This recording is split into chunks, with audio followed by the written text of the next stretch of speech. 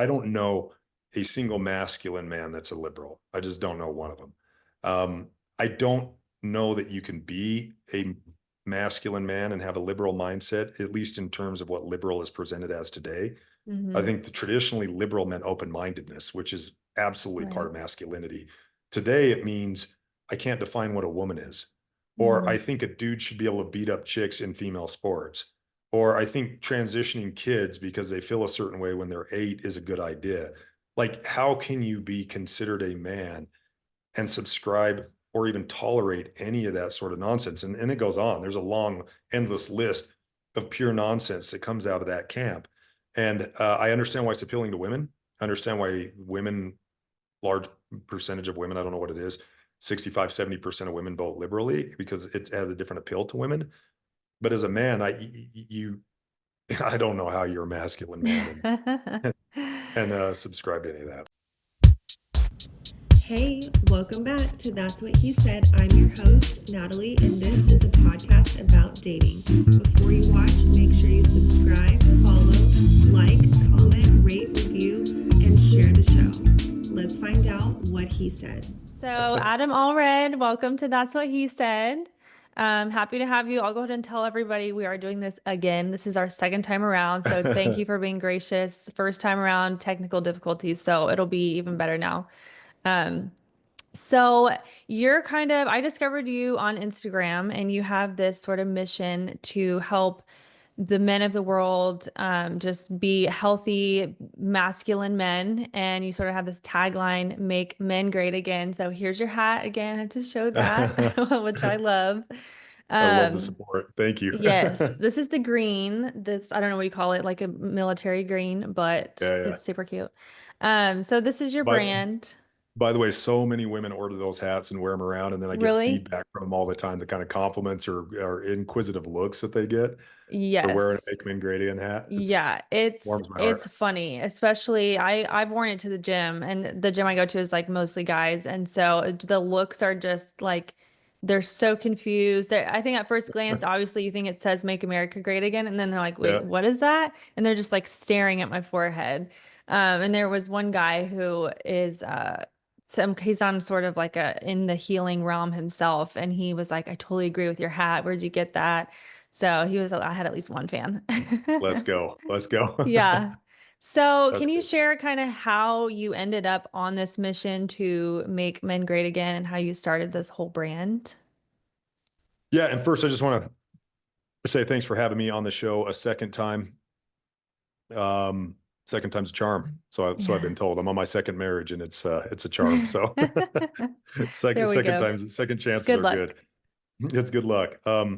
Yeah. So uh, let's see where to start.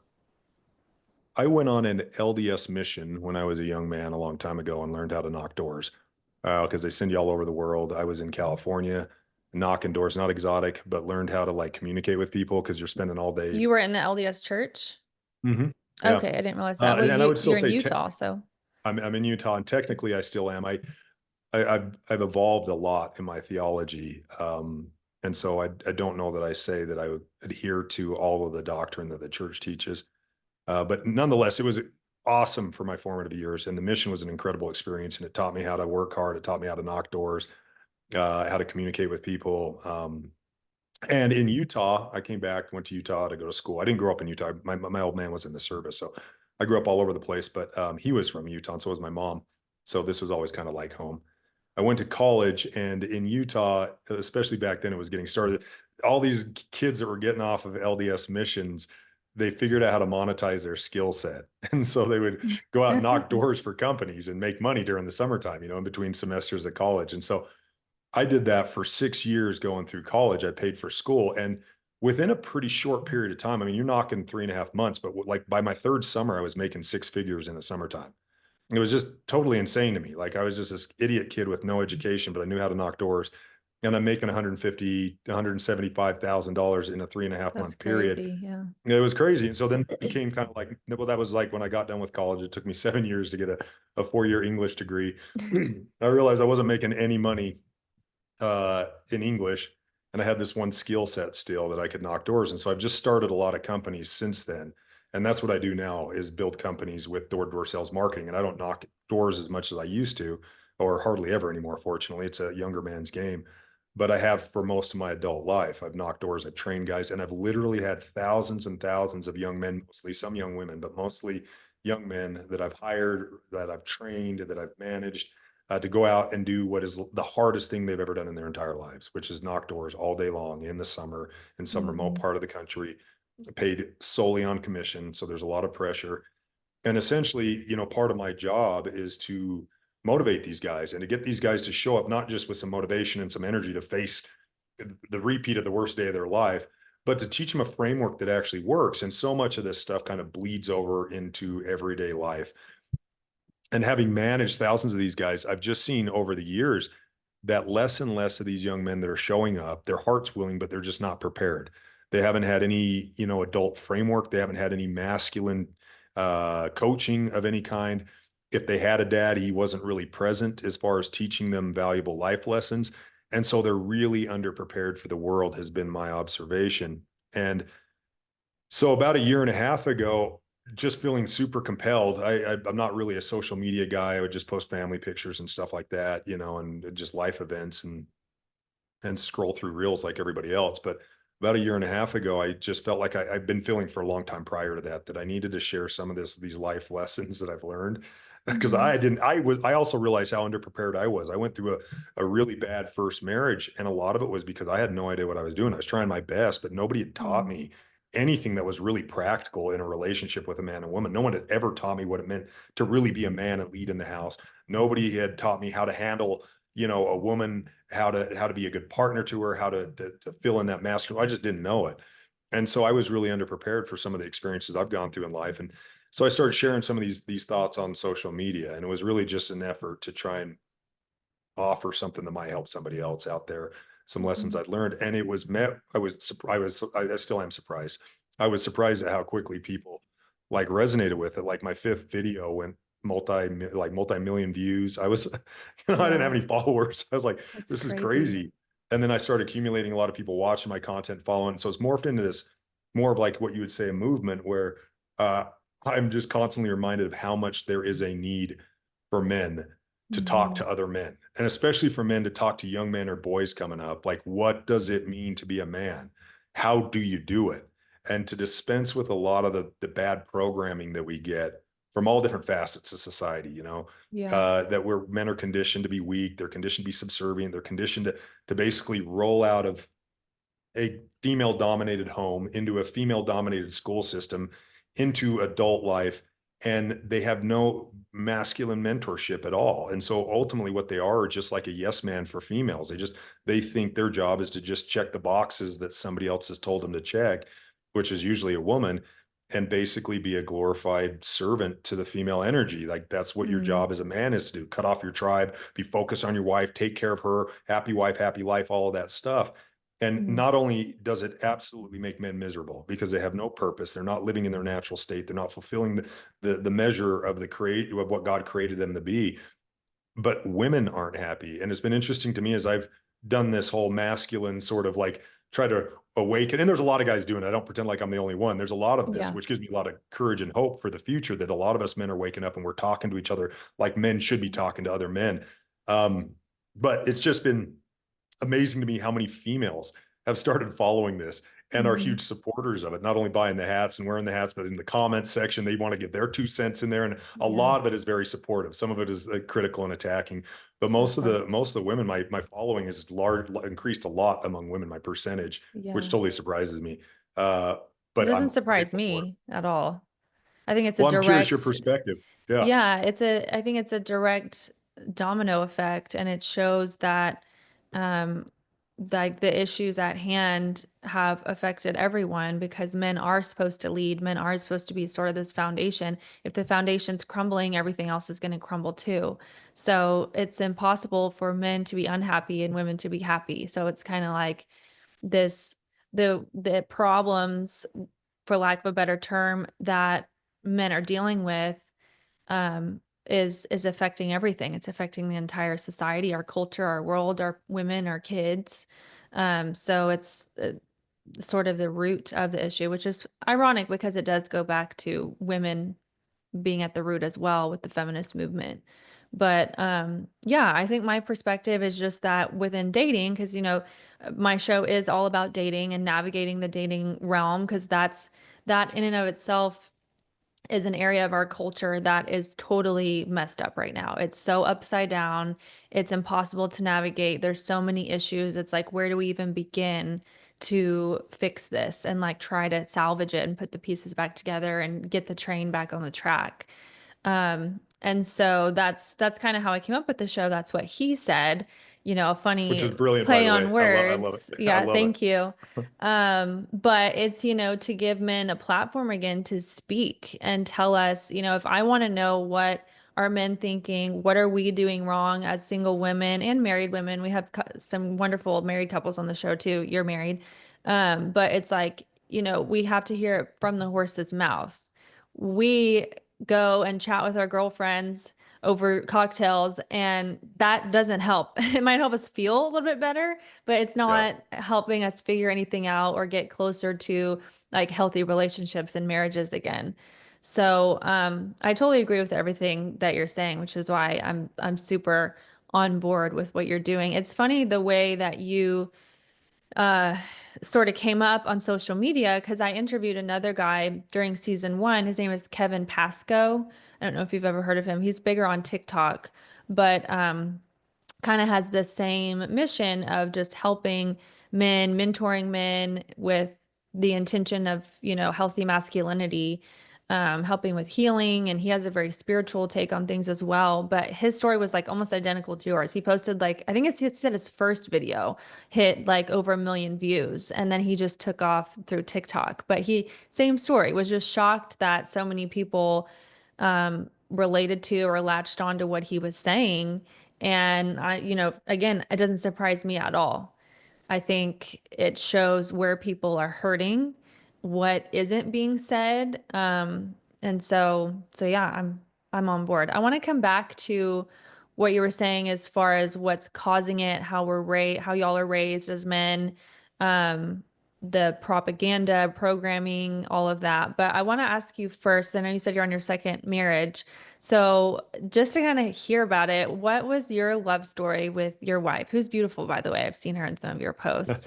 I'm Thank just you. curious how y'all met and how that unfolded.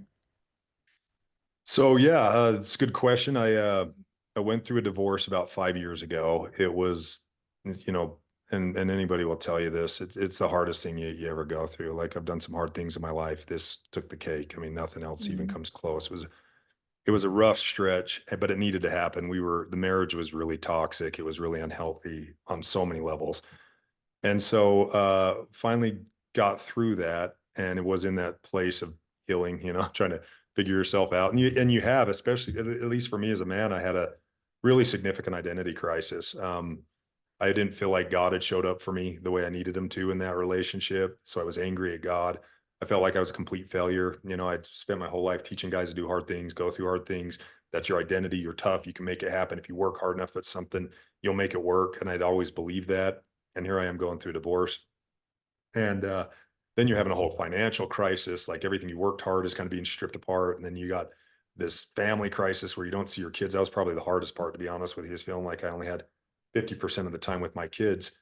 So Mhm. I was in a really rough place. But fortunately, I didn't turn my back on God because God got me through that. I was angry. I was like a kid throwing a temper tantrum, like, screw you, God, I hate you. But I Yeah. recognize on some level I was just being an immature kid. Oh, And, yeah. I've had many of and those. I think we all do. Yeah. And anybody who says they don't, they're either a saint or they're a liar. Because I think we all, if you believe in a God, there's been times where you've probably been mad at God, and Oh, yeah. I was really angry, but I also knew fundamentally that God knows better than me. I recognize that. And so it was really kind of through the grace of God that I started to heal from that and come out of this place of depression. I mean, I was depressed every single day, all day long. I had anxiety. I've never had that in my life. I woke up every morning not wanting to live. I went to bed every bed night just sick to my stomach. Like the only thing that got me going was my kids. I had to show up for my kids and make sure that they were taken care of, and I was getting them to school and showing up for work and things like that. But I got to a place where I really started coming out of that, and like I said, through the grace of God, and I actually once I got past those months of just pure hell, it started to get beautiful really fast. I learned God taught me a valuable lesson. He taught me that it's not his job to take away our adversity or our trials, but he'll sustain us. He'll stand with us through that. He'll back us up so that we can grow and learn something from it. And one of the things that he taught me was in that place of just absolute misery, uh, that I needed to learn to embrace it. I Mm. instead of fighting it, instead of waking up every morning being terrified I was going to be depressed for the rest of the day, the rest of the week, the rest of my life, I had to wake up and be like, yo, this is a human experience and it's good for my soul on some level. It's teaching me greater humanity. It's teaching me greater humility. It's expanding my knowledge and my perspective and my paradigm. So I started actually even finding gratitude for the suffering. I'd wake up and I'd feel miserable and I'd be like, I'm grateful that I got a lot of bricks in my backpack today because I'm gonna be stronger for carrying it. I know you got my back, God. And I Yeah. started like leaning into that suffering and then it just went away. And then all of a sudden I was like really happy. Like a couple weeks later, after months and months and months of this, years of this, really, I was in this really happy place. And I knew the only thing that would screw it up was getting married again. So even though So you because I'd thought. gone through that, right? I'd gone through this. So this is a long-winded way of trying to answer your question, but I'd gone through so much misery being married. And I had this really jaded impression of the institution of marriage. I was like, Mm. I'm never doing that again, ever. Because I'm Yeah. so happy now and I'm healthy and I got my kids and I'm taking care of stuff. Like I'm just gonna, and I wasn't bitter anymore. I had all that out of my system. I was like, I'm just Mhm. gonna live my best life. And I had some buddies that were going through divorces about the same time as I was, and one of them kept hounding me about getting on dating apps, and I had no interest. But he was enough peer pressure. I finally got on one, and I was scrolling, and I came across my wife. Like I'd been on it for 3 days, and I was What just app about were to, you on? it was on Hinge. Okay. Just wondering. I was just about to delete it because I'm like, I'm not really. I was messaging a few girls, but I'm like, dude, life is so good. I have no desire to screw it up. So, but then I met her and I thought she was catfishing because she was so cute. I was like, this has got to be a fake person. Plus, she did door-to-door sales, which is my career. And not only that, but in her bio, she was Oh. claiming not only to do door-to-door sales, but to manage in door-to-door sales. And it was in the middle of the summertime where everybody's doing door-to-door sales is out knocking doors. And so I'm like, this girl's totally lying. She says she's a Mm. manager for a door-to-door sales company, but it's summertime and she's on a dating app in Utah. Well, it turned out, so I messaged her kind of a snarky little mess, like, you're a manager for Vivint. Vivint's this big door-to-door sales company out here that we compete with. Mhm. Um, and we started talking, and it turned out her dad was passing away from cancer. So she just happened to be back in the middle of the summertime with her brothers, who also did door-to-door sales, so that they could be there when he passed because they knew he was going to die. And so they didn't know exactly when. It'd been days, it'd been a couple weeks now they were back. And her mom was like, you need to get out and do something. So she lives in a different part of the state, but she was up in her hometown. And so she got on this dating app and we linked up and started messaging each other. Wow. And she made me laugh. Like, so I Yeah. didn't ask her out for like 2 weeks. We just messaged. And I was just like, man, this girl is so funny. Like she's like, and she was so authentic. And that was the thing that just like blew my mind is like she was just an open book for better or worse. Nothing phased her. She just was who she was Mm. and she was sweet about it. It wasn't like she was militant about it, but she just owned who she was, and it was so attractive to me. And she was so funny, and she was nice to me, and all that. Like everybody says, "What's your love language?" I'm like, just be nice. If you can just be nice to me, like that's how It's what was my pretty takeaway from my simple. first marriage. Yeah, just you're just nice. Like that's all I need. And she was that and Yeah. everything else. And so we started dating, and it was the first time in my life I ever felt like I was in love. You know, like, I don't think Aw. I never felt anything like that before. I thought I'd had crushes and stuff, and I'd had strong feelings for my first wife too, but I didn't Yeah. understand what it felt like to feel like you didn't want to go through the rest of your life without somebody, like you Wow. wanted them to be with you. And that's what I got with her. And she's made everything about my life better on every level. Like That's just, amazing. yeah, I Yeah. pinch myself. I'm like, this is so I'm a big believer in marriage. I'm Yeah. also Yeah. like be really, really careful. And it took me a second one to figure it out, but I think we're designed to be in really deep, meaningful relationships. And I believe I believe in monogamy and I believe in marriage Yeah. for sure. And I'm going to jump to that too. We're going to talk about marriage and kind of the why behind it towards the end. I just want to, what you were saying about when you were going through your divorce and how you learned to like embrace the suffering. And that seems like it kind of propelled you into the best thing that's ever happened to you in a sense, I'm sure, aside from your kids. That's actually, we have all different walks of life on the show as far as guests and viewers, but my viewers know that, I mean, I am a Christian, so I'm going to share my favorite verse because it's literally what you're talking about. James chapter 1, verse 2. Dear brothers and sisters, when troubles of any kind come your way, consider it an opportunity for great joy. For you know that when your faith is tested, your endurance has a chance to grow. So let it grow, for when your endurance is fully developed, you will be perfect and complete, needing nothing. So, and that's the New Living Translation, but it's just funny you brought that. That's my favorite verse ever. Every I time love I've that gone verse. through suffering, I go back to it and it says something different, even though the words are the same. So I love that that's part of your story too. It's Um, amazing how the scriptures do that too. I mean, they yeah. evolve with you. It's like God's word evolving with you, with your circumstances and what you're going through in life. And that's it's Mm-hmm. pretty sobering scripture to recognize that. Like you'll hear atheists say this all the time. They're kind of jab at religion. Is that how do uh why does God allow bad things to happen to good people, right? And you're like, well, why wouldn't he? The Yeah. most profound growth that takes place in this life is when you suffer it, and you can never really learn something until you suffer it, until you actually pass through it. You conceptualize it as much as you can attempt to, anyways. You can read about it, you can witness other people going through it, but until you've gone through something, the growth doesn't ever happen. And so it's like it is sobering because these moments, these crucibles in our lives are so heart wrenching and so soul stretching and so Mm-hmm. painful. And yet you look back on those things, at least I do, and there's no regret. That you just have an abiding sense of gratitude. And I've always liked the metaphor, the analogy, or the what is the term I'm looking for? Um, Little pearl of wisdom that the same water that um, hardens an egg softens a potato. Yeah, that's a good one. Yeah. And so the suffering itself is neither good nor bad. It's how you interpret it that determines everything. And so if you go through suffering and you become a victim for it, or you start feeling sorry for yourself, or you get angry and resentful, it'll ruin you, at least for a time, until you can learn how to get out of that place. On the other hand, if you can open yourself up to it, which is what God was teaching me, he was literally telling me I'd have these 2 hour long prayers in the shower after the gym sometimes, where I'm just talking to God about how to get through this really difficult time. And I finally just had these really strong impressions from God. I'm not taking this away from you, son. Stop asking for that. You're asking for the wrong things. You need to Mm. ask me for strength. You need to ask me for insight. You got to ask me with how you can get through this instead of just taking it away. And then I had this real strong epiphany that it was like, you need to be grateful for this. This is a blessing for you right now.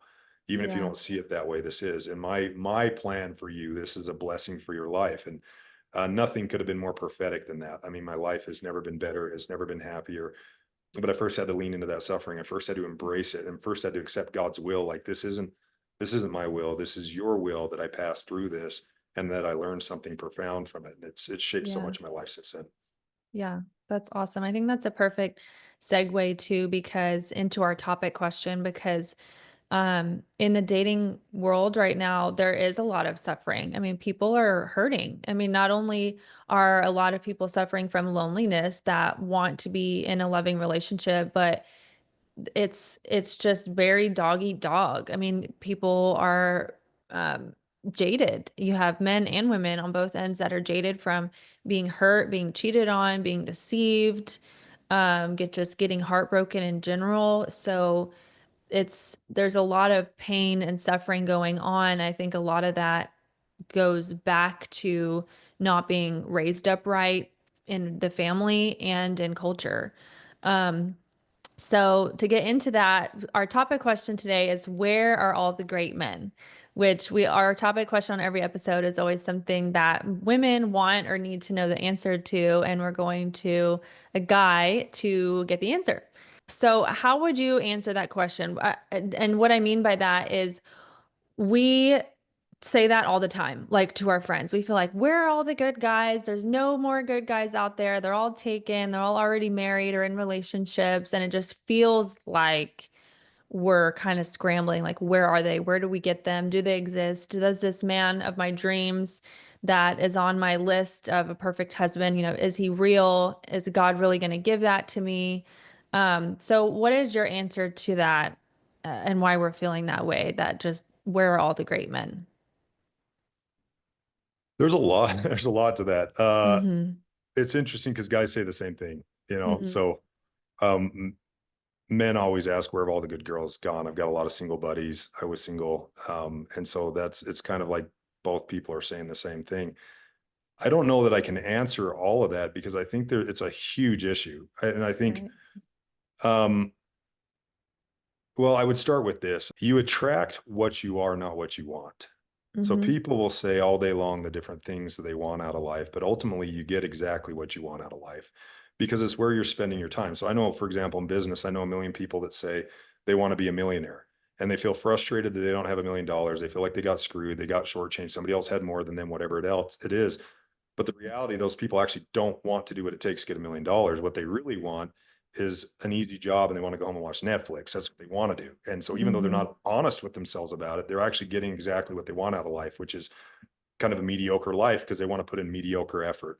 That is so applicable to the dating world. Like if you want to have a high caliber partner, you can't wish for it and you can't expect it and you can't, pray for it. You got to become it. And as you become a better person, you'll naturally attract better people to you, including a partner. I believe that.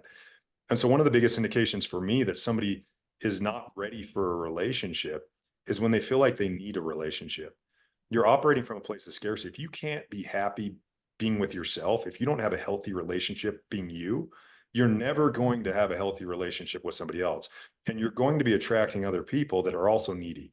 And most people, I think men and women are coming to relationships nowadays very selfishly. And it's not necessarily even their fault. It's how society is, it's how we've been programmed, it's all this conditioning. But so many people are showing up. What can I get out of a relationship to fill some void in me? I need something. What's my perfect checklist that I need to have to fulfill me?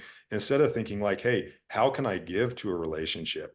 What do I have to offer? What makes me valuable to somebody else that I can provide? And then know that I'd be a good partner, and I don't need to be a good partner for anybody else. I'm already a good partner for myself. And this was something Mm-hmm. that I learned when I went through the divorce is just how to be really healthy with me. So when I met my wife, I wasn't looking for a marriage. In fact, she'll joke around and laugh about it. We laugh about it.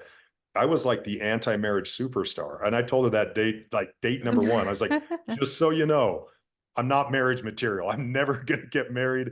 Let's just have fun and have a Wow. good time. And she was just cool to have a good time too. She was just trying to get through a tough point in her life. But the point of the story is that I didn't need her and she didn't need me. We were both happy being who we were already, but we found something really attractive about each other that just made our lives better, made what we were already doing just better. And I think that's where you have to start in a relationship. And too many people are unwilling to do that like heavy internal work. And so Mm-hmm. they go around, where are all the good men gone? And I would say to the men and to the women, where are all the good women gone? I would say, are you that person?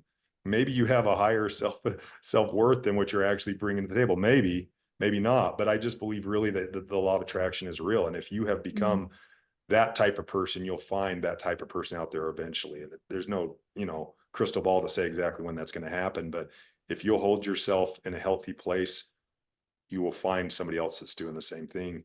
And Mm-hmm. it'll be miraculous. It'll be And amazing. and what do you think has caused men to not already be that? Because you mentioned like there's a lot of single people who just want to like not try, which I totally agree with. Like they might even say that they want a commitment, want a relationship, want marriage and family, but the effort behind that, the work that that actually takes individually and together, a lot of guys, and I'm sure women too, but I'm speaking from my perspective, a lot of guys, when it comes to that, to the work part, that's when they bow out. It's too hard. They just want to figuratively sit at home and watch Netflix.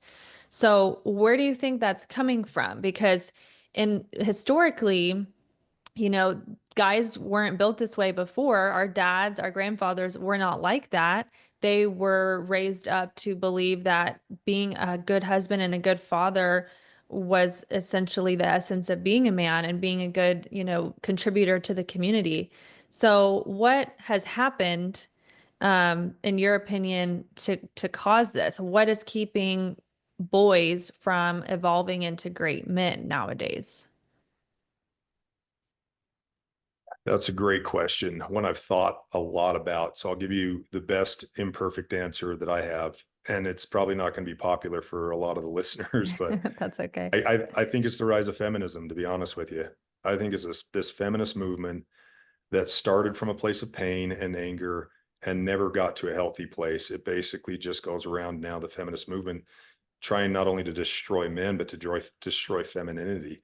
It's an absolute toxic influence on society on every level. And I'm not saying we shouldn't empower women. I'm all for women's rights. I believe women are the greatest creation ever made, in my opinion. So this isn't a knock on women, but I think what you've had over decades now, longer than a century plus, is you have this rise of feminism, and then you have this removal of masculinity at the same time. So it's like masculinity is bad. Never mind the hypocrisy with feminism that is trying to make women into the toxic masculinity they claim to hate. But Mhm. everything that's masculine is bad. There's the patriarchy, you know, the toxic patriarchy, toxic masculinity, whatever things they're throwing at it. And so society has, because we followed this trend and this movement, have largely pushed men outside the home in a lot of ways. And this is a woman's home, and she knows best. Every sitcom portrays a guy like he's a bumbling idiot, the husband. Mhm. The mom's always the wise one that knows what's going on. She's the one that's like can be trusted in times of crisis. The man is always some sort of like just big kid in these shows. Mhm. And you know, everything's been feminized. The church has been feminized. So you don't have, for example, masculine teachings about Jesus anymore. Like every sermon that I've ever heard from the pulpit, almost without exception, I've listened to thousands of them. They paint Jesus as this glorified doormat that was just soft and sweet and tolerated everything. And men are told this is what they're supposed to emulate. And I'm a much I'm a bigger proponent of the Jordan Peterson theology philosophy, which is that I men love need to be him. dangerous. I do too. He's in Yeah. my mind, he's like a modern day prophet. Like that guy's like Honestly, what yeah, he's so smart. he fits the mold, right? He's getting Yeah. can't everybody hates him, but he's just telling the truth regardless of what it costs him. And because he's telling Mhm. the truth, everybody's listening to him. But men need to be dangerous. Men should have some side of them that's like always uncontrollable. There should be some side uncontrollable to others. So you need to Mhm. control it yourself. Don't get me wrong. And I'm not saying that this is an excuse for bad behavior. On the opposite, I think when a man is dangerous and he learns how to control it, that's when you have a real man, like a man who knows how to like get handled when he needs to get it handled, but also knows how to be soft and gentle and knows the right time and the right place and is in control of himself. But that's been largely pushed out for this idea that we need to be tolerant of everything, and boys need a place where they can be sensitive and be vulnerable and express themselves, and vulnerability is pushed as this like basically like be a big boy, you know, throw a temper tantrum, cry, feel sorry for yourself, complain, open your emotions up to us. And that's not attractive Mhm. to anything. And that's not really what vulnerability means. But sorry, this is a lot of like kind of rambling, but there's a lot of That's it that's okay. gone in, I think, with the rise of feminism to destroy masculinity. And now you have boys that are being raised, as mentioned earlier, in predominantly female households. Even if there's a father there, he's the bumbling idiot that doesn't know anything. And so the mother's the one that's really doing most of the raising. And let's be honest, most women are programmed to protect. That's their natural instinct, is to protect. So they're constantly trying to protect their children. I see this all the time. Women will hover over their sons. They will try and make everything easy for their sons. They're going to wipe their nose, tell them they're okay, validate everything that goes on with them.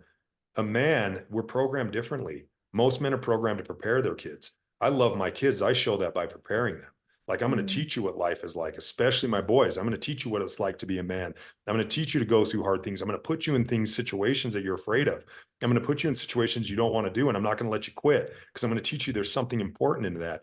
We've lost so much of that in society. And so, where have all the good men gone? There's some out there, there's still good men. And you have to be a really high quality, good woman to attract those types of guys. But mostly what you're dealing with are just grown up boys. That's what Mhm. you're dealing with. Like, so that's the playing field. And I don't know what the answer is to that. There's not like a quick fix to it. I think we're starting to Yeah. see the answer emerge with men talking to men again and men recognizing that we have been mitigated for too long. We have given up our God-given right to lead for all this bull coming down from society. And we're starting Mhm. to wake into that. And we're recognizing that we've got to start handling stuff. And until men take care of their own internal and their own house, until we get our house in order, nothing else in society, including with females, is going to make any sense to anybody.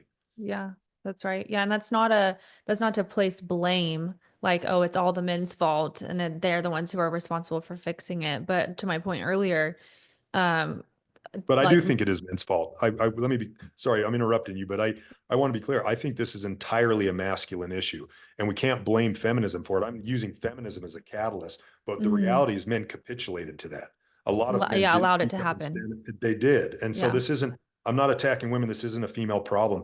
Everything that we're seeing in society today that's a problem stems somewhere from men not stepping up and being men like they should have been. Like this Mhm. is entirely at our doorstep. Like we can't point our fingers and blame women or anything else. Like, and it makes me sick when I see guys, and there's so many guys out there, they've been hurt, but they're just Mhm. adolescent boys, right? Or they're just grown up boys now, and they want Yeah, to men blame who can everything but themselves. boys who can shave. They're boys that can shave. Exactly. Yeah. Yeah, exactly. Yeah. Yeah, I definitely agree as far as the feminist agenda. I totally was a victim to that. I mean, I think it was like really in its prime when I was growing up. I'm 31, so I'm like a super millennial. And I definitely like when I was in college, I went to a very conservative Southern college, and I was from a big city, and I was like the girl that when the boys held the door open for me to get into the building, I was like giving them the dirtiest look. Like I can open that door myself, or would actually say that, like, you don't have to hold the door.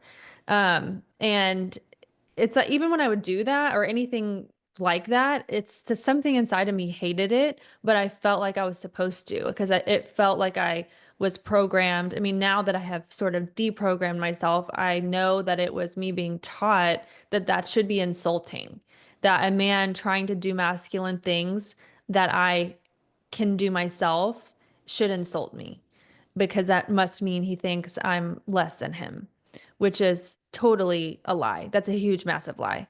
Men and women are different on purpose. We're equal in value, but we're different on purpose. And letting a guy open a door for you, literally or figuratively speaking, is just letting him be him. And just enjoy the ease of walking into the building without putting your hand on a dirty doorknob. So, yeah, I would Well, say and it's, it shows deference. It's not really about like, I don't know how it's received. I've seen this happen though, what you're describing. I don't know how mhm, women process or think through it, but I know that most guys, when they hold the door for a woman, they're showing her respect. That's how they know how to show respect. It's not like I'm stronger than you and I can do this for you. It's like, mhm, no, she's a female. I'm going to show respect because we as men are programmed to protect, and we want to protect, and we want to serve, and we want to take care of of women and children on our watch. It's just how we've evolved for thousands of years. It's our DNA. So when a woman on any level tells a man that that's bad or criticizes it, there's one of two things that happen. Either he will stop doing those things, and then women are going to go, where have all the good men gone? Well, you neutered them. mhm, That's where they went. You turned them into boys. You said you didn't want masculine men anymore. Oh, turns out you do. Or you just drive those men away. Like you just, a man's not going to be attracted to a woman, especially a masculine man, because as a man, on some fundamental level, I have to feel like I'm providing something important to the relationship, right? right, From I've got to feel needed, like there's something I'm bringing. I'm not marrying a woman who's like, I've already got all handled. I don't need a man or any. I have no interest in that. I have an interest in coming in and complementing my woman's strengths and accelerating them or amplifying them and having her do the same thing for me. But we should be different. We should be coming together as a team, bringing mhm, different, unique attributes and characteristics to the relationship. So when a woman or when women in society say over and over again they don't need a man, they are removing men from society. That's what they're doing. yeah, yeah, and that's not, and I don't, it's never true. No matter how many women say that, I can speak for all women when I say that that comes from either being brainwashed and programmed or a place of pain, but it's never actually true. Any woman on the face of the planet, if her dream guy who came in like Prince Charming and Cinderella swept her off her free feet, she's gonna want that. So it's not, it's just a huge, massive lie. And you keep talking about masculinity. I want to ask you, like, what in your mind, how do you define that? What is masculinity in a healthy sense?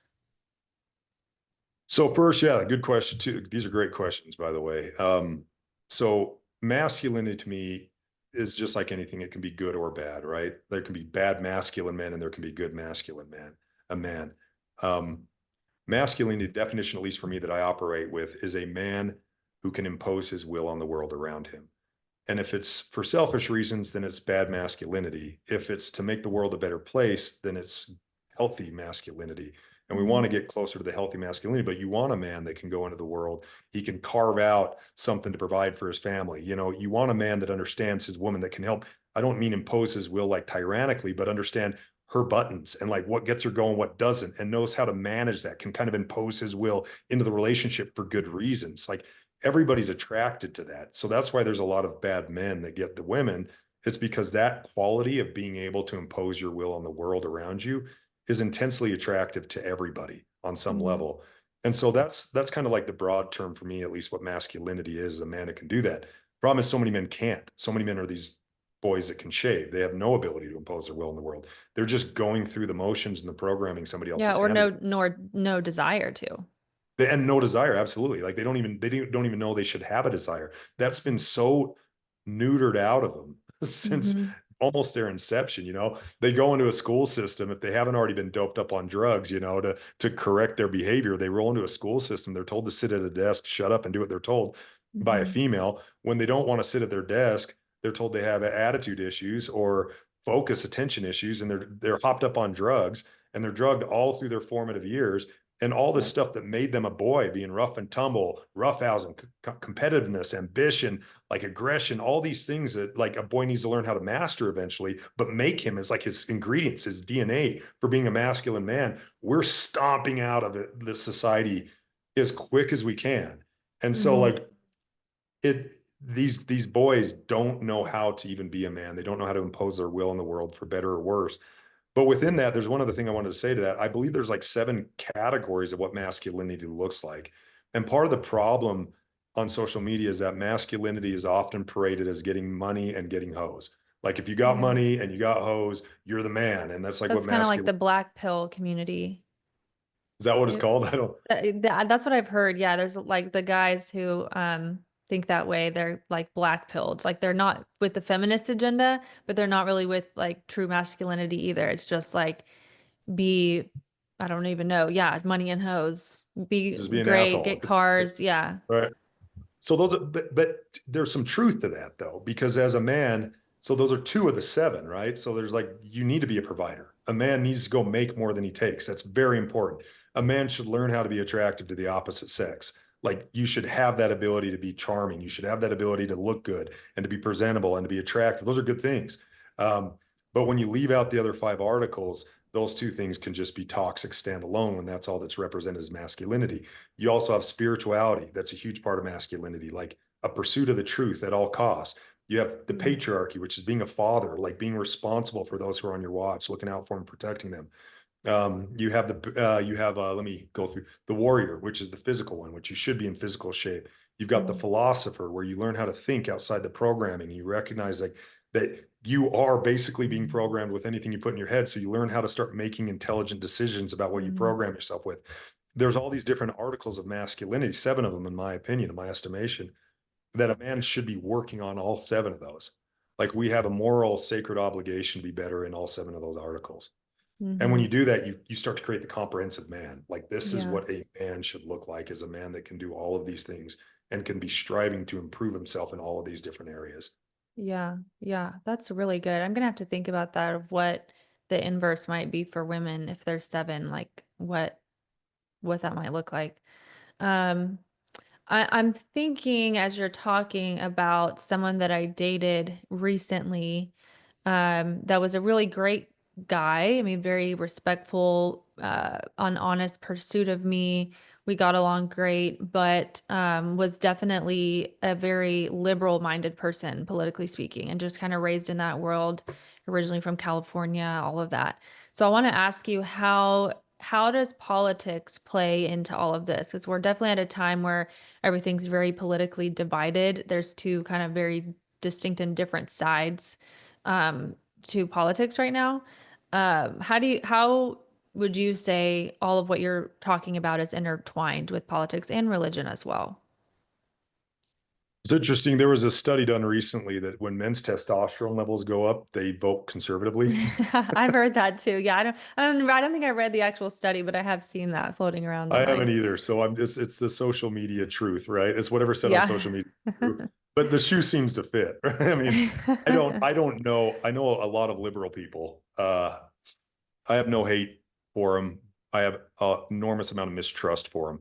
Like if you can't figure that part out, some of the stuff, like to me, it's a question of judgment. But I don't know a single masculine man that's a liberal. I just don't know one of them. I don't know that you can be a masculine man and have a liberal mindset, at least in terms of what liberal is presented as today. I Mm-hmm. think the traditionally liberal meant open-mindedness, which is absolutely part Right. of masculinity. Today, it means I can't define what a woman is. Or Mm-hmm. I think a dude should be able to beat up chicks in female sports. Or I think transitioning kids because they feel a certain way when they're 8 is a good idea. Like, how can you be considered a man and subscribe or even tolerate any of that sort of nonsense? And it goes on. There's a long, endless list of pure nonsense that comes out of that camp. And I understand why it's appealing to women.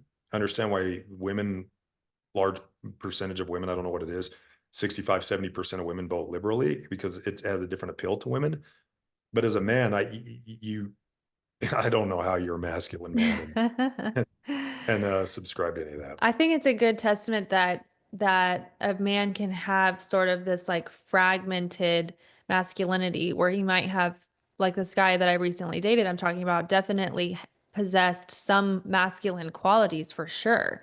But even like what you just hit on of being open-minded or being in control of what you program yourself with in a sense. So being curious, reading books, searching for the truth. Um, Certain things like that, and this kind of ties back to what we said earlier about the laziness, uh, takes away from being that comprehensive view of a masculine man.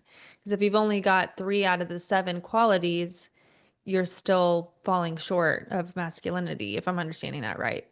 Um, Yeah, and I think there's a really strong undercurrent behind the Democratic Party or liberals today, where it's someone else's job to come save you on some level. Like it's either the mhm, government's job or mhm, somebody else has got to pay the price for your mistakes, whatever that looks like. It's like somebody else has got to take ownership of your life, and so it's a lazy way to think because you can just outsource it, let the government take care of everything. They'll fix everything and make all of our lives better. Part mhm, of being a man is recognizing no one's coming to save you or your family. That is your responsibility.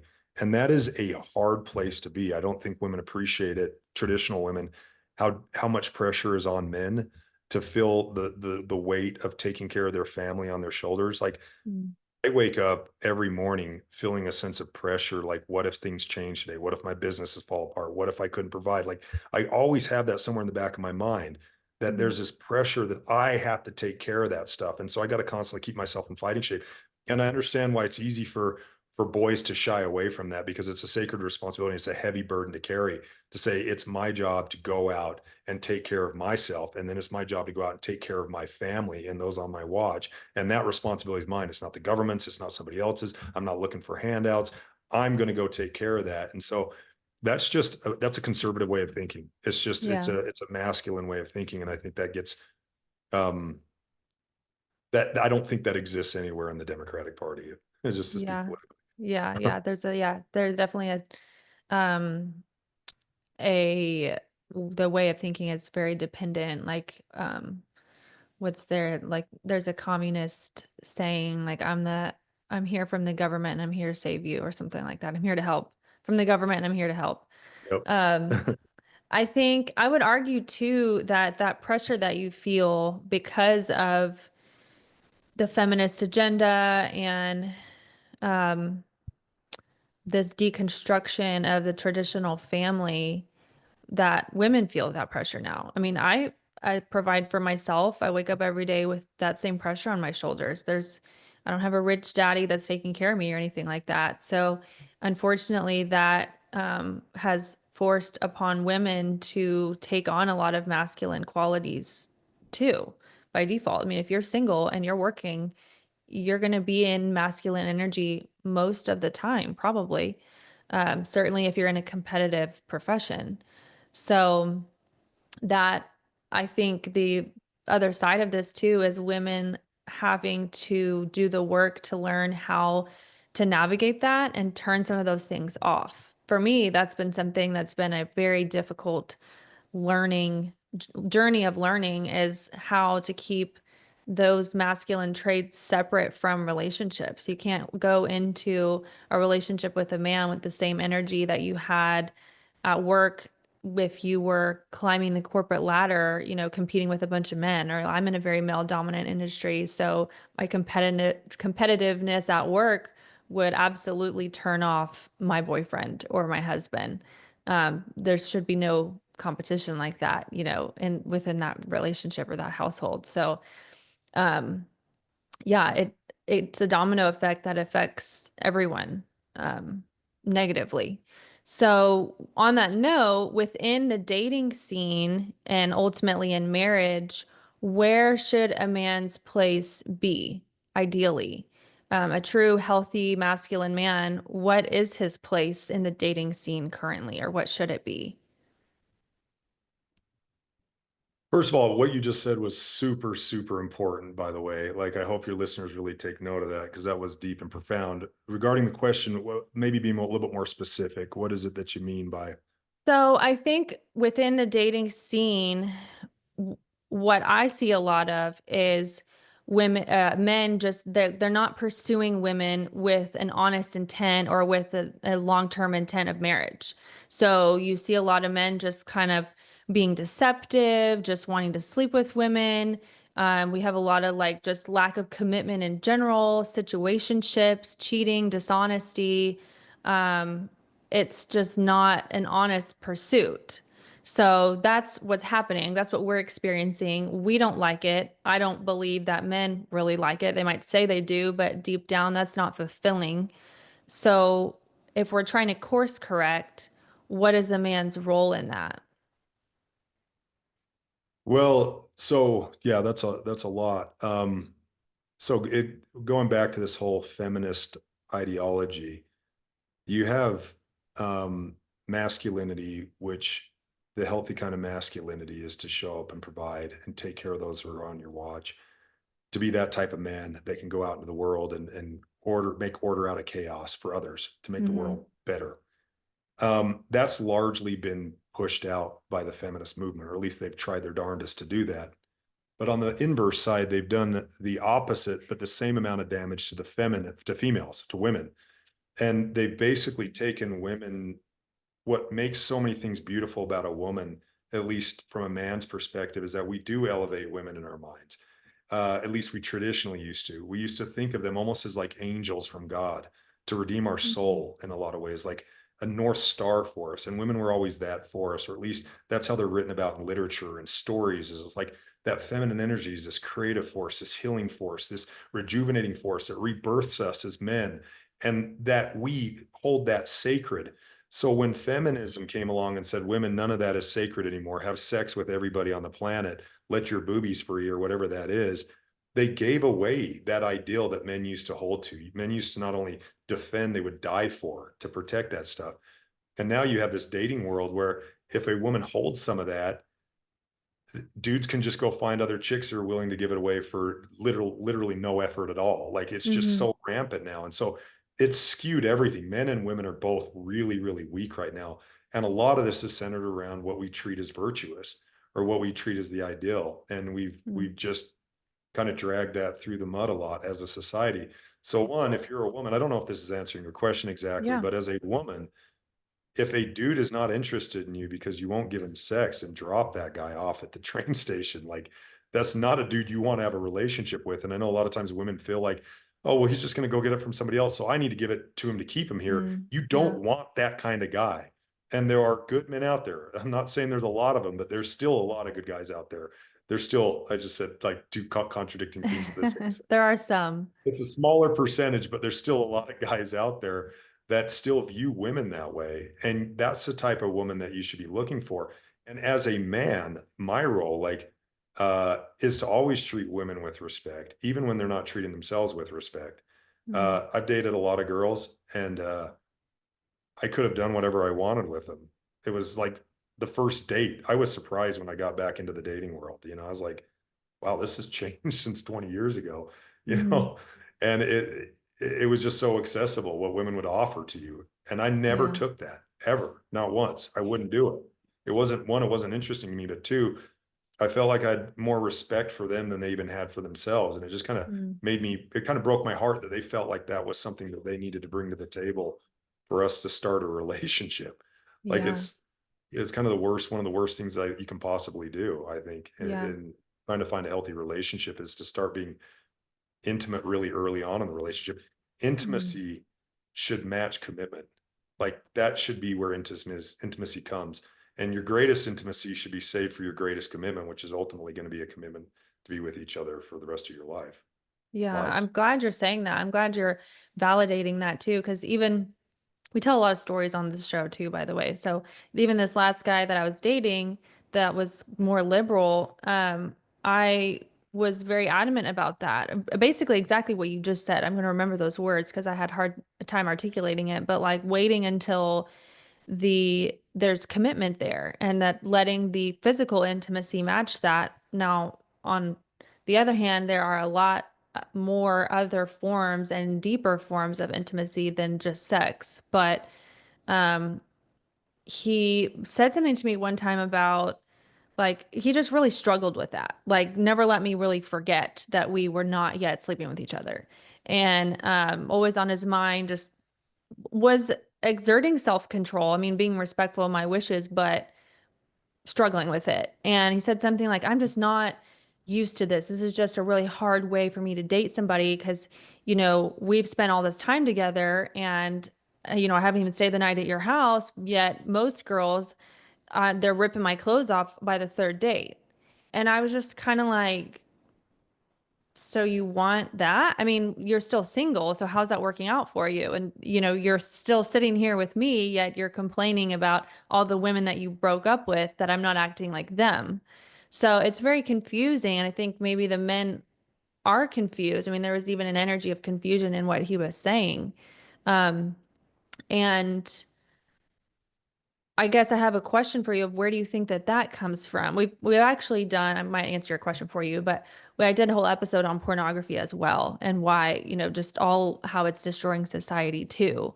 Do you think that that plays a role in this degradation of masculinity as well? And that overflows into everything, not just dating, but maybe you can touch on that too. Yeah, I mean, pornography is just a modern day plague that is destroying so many people's lives and relationships. Yeah, I mean, it's a lot of different factors. Pornography is certainly a part of it. This world that we live in, where it's like instant gratification, is kind of Hmm. the battle cry. Like, if you can't get it quick, it's not worth working for. Which is just absolutely toxic on every level. Like the things that are most valuable to you in your life are the things that you're willing to work for and put in the time for. But we're growing up in a society where that's not a value that we hold. At least a lot of people don't hold as a value for themselves. So, yeah, I mean, I don't know what all the answers are. I think as long as women are giving away sex for free, like you're going to have a lot of guys that are going to take advantage of that, and Hmm. it's going to be easy for them to access. And guys are wired that way. Women are wired to get emotional. I think women have an equal problem with pornography. We just don't call it pornography. I think it's presented in like a lot of the romance novels or the Hollywood romance flicks where there's these impossible standards for guys to meet on an emotional level, but women are now Yeah. looking for that, right? Like they're looking for a man Hmm. that's going to be uh Ryan Gosling or whoever, and it's just a standard in a movie that's not even him. He's playing a character, but he's doing Yeah. all these things just perfectly, and he's so in tune with her and understands her. And this is Yeah. basically pornography for females. They're looking for some guy that can do all these things, and most Yeah. guys, that's going to be a foreign language to them. They can learn to get better at it, but it's not something they're going to naturally do well at.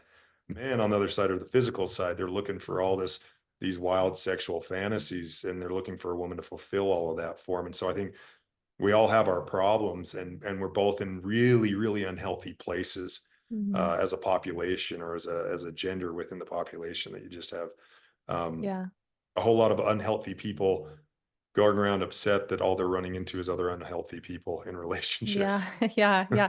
And that's funny because I've always said that about Hollywood. Like I didn't get I didn't have the opportunity to learn from like my parents what a healthy relationship was. So I learned from Hollywood and The Notebook being a huge movie that I always loved. And the irony is that she was cheating on her husband when she rekindled her thing with Ryan Gosling. So it's like you're obsessed with this romance and it's like based on infidelity. So And not only is it based on infidelity, I watched it one time with a girl, like back in college. It's the only time I ever watched it. And I was like, she's with an all-star who's kicking ass at life, and yeah. she cheats on him for this loser that hasn't moved out of this house and has done nothing with his life and is so far removed from what actually is attractive to hmm women. Like, but it's presented in this way that's this wild fairy tale, Yeah.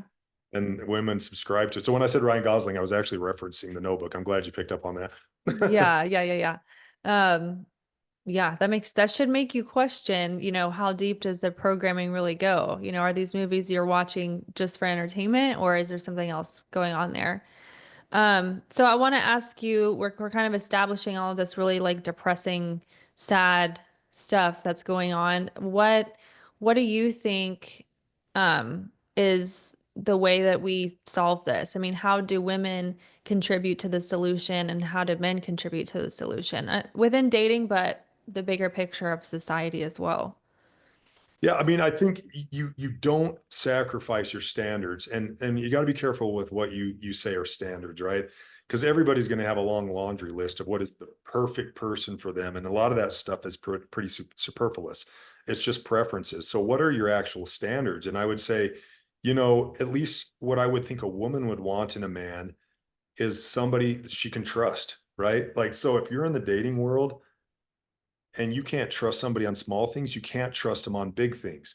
And you can't build a relationship without trust. But part of the problem is we get caught up in all this sexual chemistry and intimacy that you get clouded. Mhm. Another reason to be abstinent before you get married is that when you start getting caught up in that, your judgment goes out the window and you get caught up in that need. It's a drug.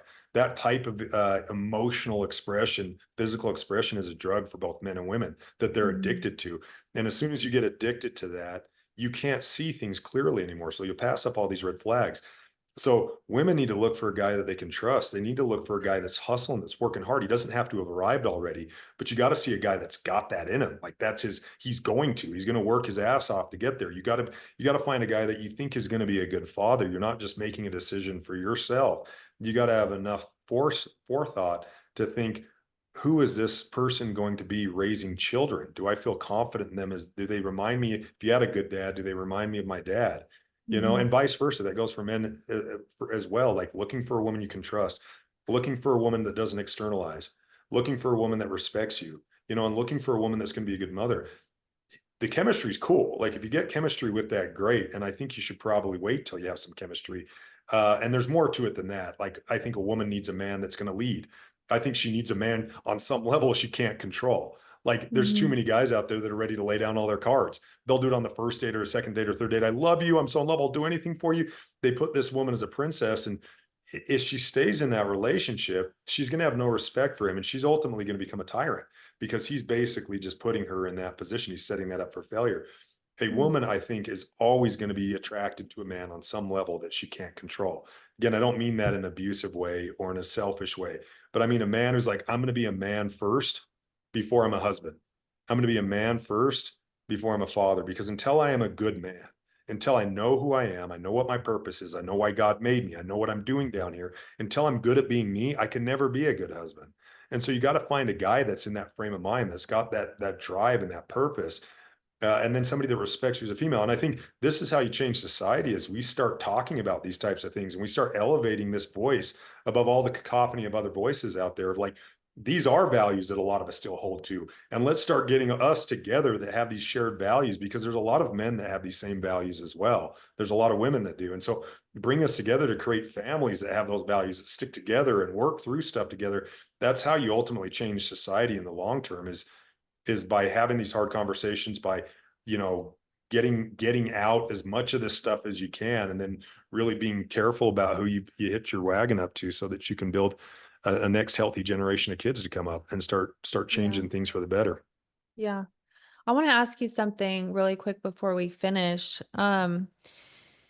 I think there's a fine line that can be hard to navigate for women. If you're someone like me, you're looking for everything you just described, a really great man that's going to be a good husband and a good father. Um, that fine line is like whether or not he's there yet, because there's definitely an argument that a part of a woman's role is to elevate that man. Behind every great man is a great woman, but you also don't want to be dating someone just for their potential. So, in your opinion, and you work with a lot of men, is there any, how do we know? Like, how do we know if, okay, disregard him, don't date him because he's just not quite there yet. He needs to work on himself and then maybe something can happen? Or how do you know when it's the perfect opportunity to come in? This is a great man that does have great potential. He's got all the qualities, he's there, and I'm just going to come in, be the icing on the cake, so to speak. How do we know the difference? So a couple of pragmatic things I would say. One, it goes back to don't have sex with him so that you can think clearly, right? And you can see what his character is like. Because what you're really looking at is character. No, none of us have arrived. We're all works in progress. Every man and woman on this planet, no one is already there. So at some point, you are looking for potential, and you have to. You got to look at what they can become. But to be able to discern that, you have to look at what their actual character is. You can't look at what you think their potential is. I think a lot of women get caught up in like, I could see him being this, but he Right. doesn't see himself being that, right? So the potential is not there for him. You're just creating this fairy tale of what he could become if you helped him enough. And that's just a recipe for disaster. So it's Hmm. really being able to look at a man's character, and you can pick that stuff up. Authenticity resonates. It's the highest frequency that any human emits. And when you're in a healthy place, you can pick up the frequencies of other people. You can know whether this is a good, solid person that you could build a relationship with, or if they're not, if you haven't clouded it by making a lot of poor decisions. Another pragmatic piece of advice is listen to the people that are closest to you. Like if they see the red flags, you should listen to them. They're not 100% right, but if the majority of the people in your life are telling you that this dude is bad for you, you should, I was going to swear, you should freaking listen to them because they're Yeah. probably right. And uh, there could be so many heartbreaks avoided. I know of many in my own life that I've witnessed where my friends or family didn't listen to us. And we knew we could see the writing on the wall, and their life just got really messed up because Mm. they got in a bad relationship. So it's really helpful to make sure that the people that you know you can trust already, the people you know already have good character, Mm. that you trust their judgment on that. And you bring this guy around your family, and you bring him around your friends, and you get their feedback, and you let him showcase himself in front of them, which he should be doing. He should be trying to win them over too and impress them if he cares about you, because they're a Mm. reflection of who you are. Like, so these are things that I think are just like practical things, but ultimately you are looking at somebody's potential. And I'll give you an example of what I'm talking about. Here's a story. So back in college, my best friend, I've got a lot of good friends, but my best friend today, he ended up dating a girl that was another one of my friends back in college, and I kind of set him up. So him and her started dating, and he in college was just this hustler kid. He drove an old tow truck, he fixed sprinklers, he lived in my basement for a while. Like eventually he bought a little house over by the school. He lived in an unfinished basement. He would drive a moped in the wintertime. He was really frugal, Mm. but he was always hustling, always had something he was working on. Well, they started dating, they got really serious, and he proposed to her. And she said yes at first, and then she gave him back the ring. And a few days later, and one of the concerns that she told me is she's just like, I just don't know how well he's going to be able to provide for me and my family. She was judging too much on the external validations. And there's a place for Mm. that, especially if a guy's older, you can see what he's done with his life. And looking at his accomplishments is a healthy thing to a degree for women to do. But he wasn't. He was a college kid. He was a hustler. He's working hard. He was being smart with his money. But she didn't see that. She was dating other guys with the BMW or other guys that had their own apartment and had all night. Mm. So she didn't see that. I did though. I knew his character. I'm like, this guy's a stud. So I would try and convince her of that, but I couldn't, because in her mind, she was worried about his ability to provide. Well, fast forward 20 years, he's now worth hundreds of millions of dollars. He flies around on private jets. I've been really successful in my life. He's been way more successful than me in his life. He's a powerhouse in business. Like the guy is just an animal. And, it's just one of those things where I don't know the Is exact, he married? He's married now. Yeah, he's married Okay. and has a family. So, um, but she passed him up Yeah. because he wasn't already there. He hadn't already arrived. And so it's really important. Again, you're marrying character, not external things. Mm. You'll get lost if you're judging too much on the external. Again, a guy's resume is kind of like, hey, I can, like my wife, and she, when I first got divorced, I was living in my parents' basement. I was licking my wounds and trying to put my life back together. Uh, my wife always says it halfway joking, but serious. She's like, it's a good thing you weren't in your parents' basement when we met because Oh it wouldn't have worked yeah. out, which is Yeah. fair. I'm a 40-year-old guy. And there was extenuating circumstance. I went through a divorce. But Hmm. from a woman's point of view that's looking to hitch up with a guy, it makes sense. You're going to look for a dude that can provide. I get that. I respect that. But that should be part of it, but that should be a much smaller part to what his actual character is. Is Yeah. this guy responsible? Is he trustworthy? Is he a hard worker? Is he someone that you can count on to hold the rope when times get hard? Like those are the things that you're really looking for in somebody because you can build everything else together. Yeah. So maybe it's not dating for potential, but for character. That might be a better way to frame it. I think dating for potential, anything that to do with potential can really get us in trouble. Yeah, because again, a woman's idea of what a potential for a guy is may not be his own idea of what his potential is, and Right. so Yeah, there's going to be a huge exactly. disconnect, right? Yeah, and I'm sure that that works both ways too. If he's looking at a woman and seeing like what she could be, oh, she could be a really great wife and could be a really great mother, but she's telling you she doesn't want kids, then, you're obviously living in a fantasy.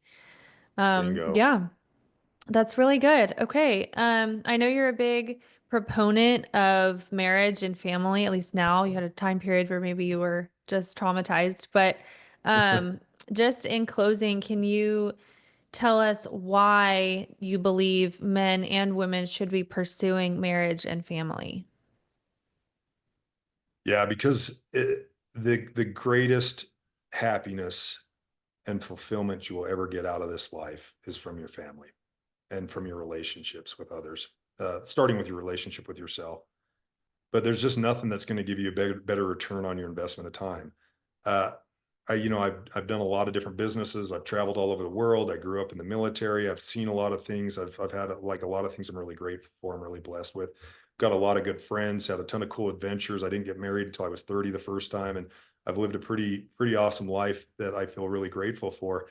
If I added all of the things up that I've done in my life, all of them that I think are cool or noteworthy, they don't even come close to how cool it is to have a family and how cool it is to be with somebody that you love and who loves you back, who sees you for Mhm. who you are and you see them for who they are.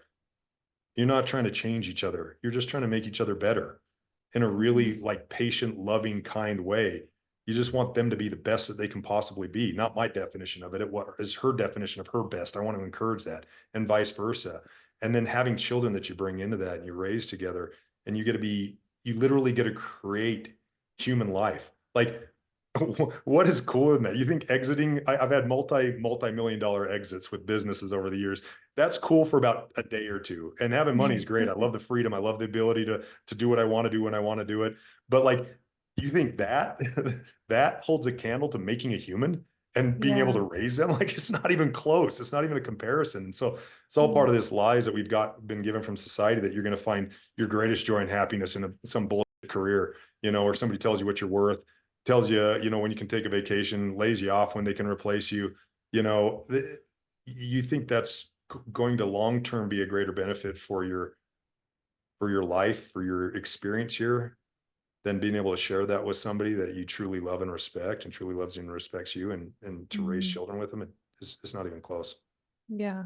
Yeah, that's amazing. And I think a lot of people have lost sight of that, um, just because of everything we've already talked about. But yeah, I mean, I don't think that when God created humanity, that his goal for us was to work 9 to 5 for Schlumberger and do that until we were old enough to retire and then live on our retirement until we die. I don't think, I could be wrong, but I don't think that that's what he meant when he said to be fruitful and multiply, or a man who finds a wife finds favor. I don't think that Schlumberger was anywhere in there.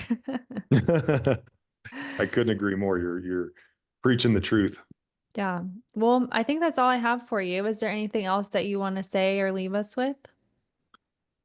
No, Natalie, I appreciate you having me on the show. I love what you're doing. I really do think this is super, super healthy, is being able to communicate with each other, women with men and men with women, to understand each other better from a place of support and from a place of like wanting to be to create more enlightenment in the world, which is what you're doing. And I think is brilliant. So I appreciate you having me on the show, and I appreciate what you're doing. There needs to be more of this, frankly. Thank you. Yeah, I appreciate that. Thank you all so much for tuning in to today's episode of That's What He Said. I hope you enjoyed it as much as I did, and I hope you're taking away something valuable that will benefit your dating life. If you're listening on Spotify or Apple Podcasts, please give this show a follow, rate, and review. And if you're watching on YouTube, please subscribe, like this video, and most importantly, comment below because I want to hear what you said. See you next time.